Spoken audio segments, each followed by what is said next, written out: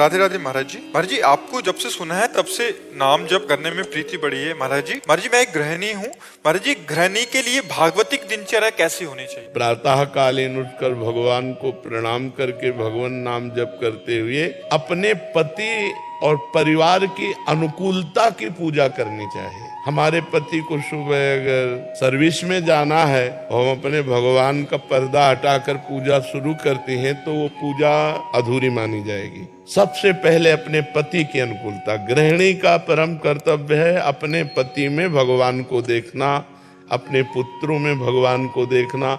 पुत्रों को स्कूल जाना है, पति को सर्विस जाना है, तो सबसे पहले हमारी पूजा की तैयारी होनी चाहिए।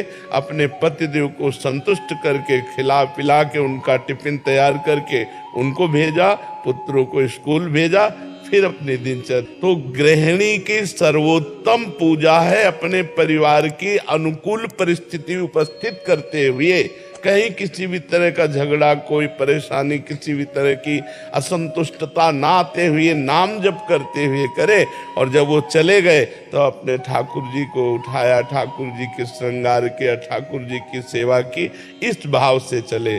हमारा ऐसा व्यवहार सबके प्रति होना चाहिए, किसी को तनिक भी असंतुष्टता या हमारी चेष्टा से दुख नहीं पहुंचना चाहिए। यही सबसे बड़ी भगवान की पूजा होगी। बच्चों को डांटती हूँ तो ऐसा लगता है कि उनको दुख ना लग गए। नहीं, ये हमारा कर्तव्य है। जैसे एक शिष्य अपने गुरु के अधीन जो है, तो गुरु का कर्तव्य है कि शिष्य के दोषों को देखकर उसका दंड विधान करते हुए उसे निर्दोष करे।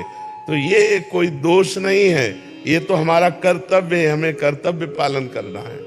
राधे राधे महाराज जी। महाराज जी, इनका भी सेम प्रश्न है। कह रहे कि जब ऑफिस में किसी कर्मचारी को दंड देता हूँ तो मन जलता है कि जब भगवान सबको क्षमा कर देते तो मुझे भी क्षमा कर देना चाहिए, तुम क्यों दंड? भगवान सबको क्षमा नहीं करते, नहीं तो ये सब किसी को कर्म भोग भोगना ही न पड़े। सब मंदिर जाते हैं, सब हाथ जोड़ते हैं, सब जय जय मनाते, नहीं क्षमा करते हैं। क्षमा तब करते हैं जब कोई आर्त भाव से कि अब लो नसानी अब ना नसो आज तक किया, हे परमात्मा आज के बाद कदापि नहीं करूंगा और निरंतर नाम जप करूंगा, सही चलूंगा, तो भगवान कुछ दिन देखते हैं और फिर उसको क्षमा कर देते हैं। अगर ऐसे कोई गलती नहीं करना चाहता, गलती करने का स्वभाव नहीं है, लेकिन स्वाभाविक संयोग के साथ गलती पड़ गई और हम अधिकारी पद पर हैं और हम देखते हैं कि इसका गलत स्वभाव नहीं है, गलत करना भी नहीं चाहता, संयोगवशात गलत हो गया है, तो छोटा मोटा दंड देकर उसे क्षमा कर देते हैं।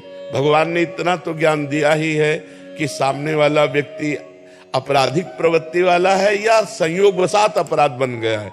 कभी कभी ऐसा होता है कि आपराधिक प्रवृत्ति ना होने पर संयोगवशात अपराध बन जाता है। तो संयोगवशात प्रवृत्ति जो नहीं है उसको हमें क्षमा करना चाहिए, लेकिन आपराधिक प्रवृत्ति वाले को क्षमा नहीं करना चाहिए। उसे दंड देना ही भगवान की पूजा है। भगवान ने दंड विधान बनाया क्यों है? मान लो यहाँ तो कानून की ये व्यवस्था है, हमारे यहाँ नरक की व्यवस्था है। बड़े बड़े भयंकर कष्ट नरकों में दिए जाते हैं, तो भगवान ने ही तो बनाया है।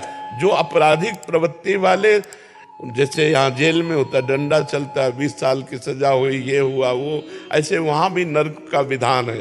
जो यहाँ दंड नहीं भोगते उनको फिर नरक में दंड भोगने को मिलता है। हर जगह क्षमा काम नहीं करती, कहीं कहीं दंड विधान काम करता है। अब आपराधिक प्रवृत्ति नहीं है, उसे क्षमा करने के लिए तो हम भी राजी हैं कि एक बार क्षमा करना चाहिए। अगर भूल चूक हो गई, गलती हो गई, कोशिश करना चाहिए, उसे बचाव पक्ष में लेना चाहिए।